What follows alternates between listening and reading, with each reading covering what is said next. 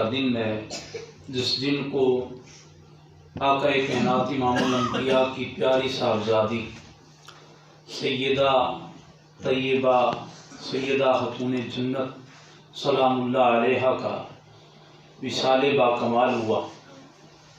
تو بطور حاضری ایک حدیث پاک جو عام سب نے سنی ہوئی ہے، آقا کائنات امام الانبیاء نے ارشاد فرمایا الفاطمہ بدعۃ منی، سیدہ کائنات میرے جگر کا ٹکڑا ہے، سبحان اللہ، انہیں اپنے جسم کا حصہ قرار دے دیا۔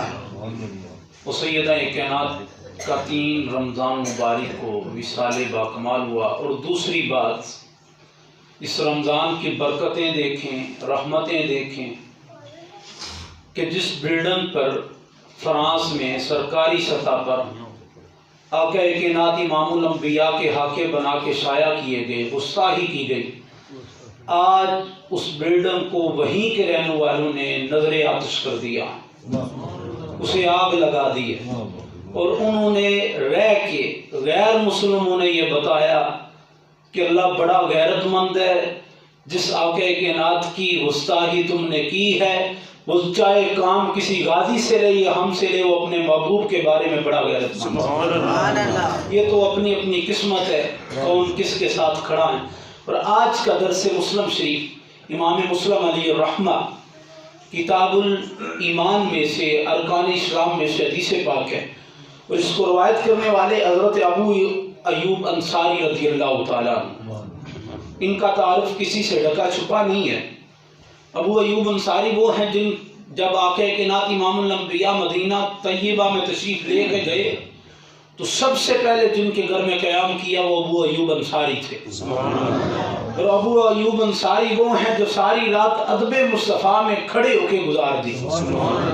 ان کا ایک نیچے حجرہ تھا اور ایک اوپر، اور آقا کائنات کو نیچے والا حجرہ دیا اس لیے کہ ملنے والوں نے آنا ہے، بار بار دقت پیش نہ آئے۔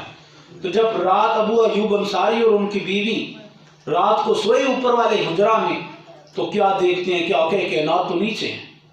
ہم نے تو کتنی گستاخی کر دی، اور انہوں نے ساری رات کمرے کے درمیان کو چھوڑ کے، اپنی 4 پائیوں کو چھوڑ کے ایک دیوار کے ساتھ لگ کے گزاری، اور وجہ کیا تھی؟ کوئی اور وجہ نہیں تھی، وجہ صرف اور صرف ادب مصطفیٰ۔ تو ابو ایوب انصاری رضی اللہ تعالیٰ عنہ بیان کرتے ہیں، فرماتے ہیں قال جاء رجل، ایک آدمی آقا کائنات امام الانبیاء کے پاس تشریف لائے، فقال دلنی علی عمل اعملہ یدنینی من الجنہ ویباعدنی من النار۔ آقا کائنات امام الانبیاء کے پاس آ کے وہ عرض کرتا ہے یا رسول اللہ مجھے ایسی کوئی بات بتائیں جو جہنم سے دور کر کے مجھے جنت کا راستہ دکھا دے۔ آقا کائنات امام الانبیاء نے ارشاد فرمایا قال تعبد اللہ لا تشرک بہ شیئا، اللہ تعالیٰ کی عبادت اس حال میں کر کے اللہ کے ساتھ کسی کو شریک نہ ٹھہرا، وَتُقِيمُ الصَّلَاةَ وَتُعْطِيُ الزَّكَاةَ۔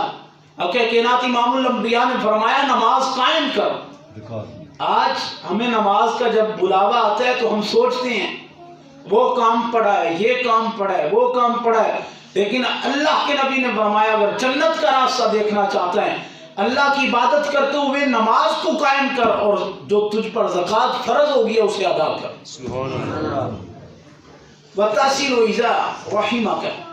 اور آقا کائنات امام الانبیاء نے فرمایا اپنے رشتہ داروں کے ساتھ، عزیز و اقربا کے ساتھ صلح رحمی کر۔ سیدہ عائشہ صدیقہ رضی اللہ تعالیٰ عنہ جب راز کی بات پوچھتی ہیں معراج کی رات والی، تو سیدنا صدیق اکبر کہتی ہیں سیدہ کیا پوچھا؟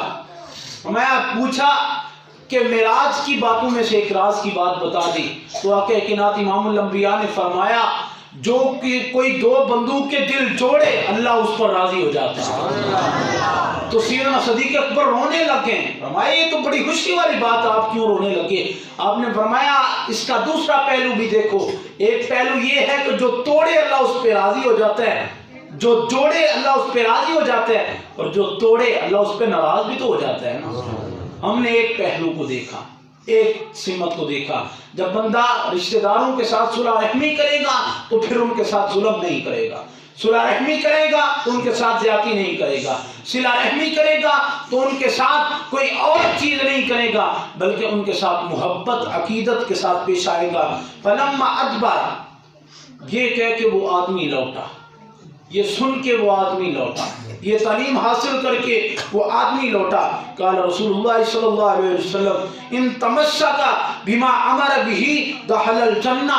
آقا کائنات امام الانبیاء نے فرمایا یہ جو میں نے باتیں اسے بتائی ہیں، اگر اس کو اس نے تھامے رکھا، اس پہ عمل کیا تو یہ آدمی جنت میں داخل ہو جائے گا۔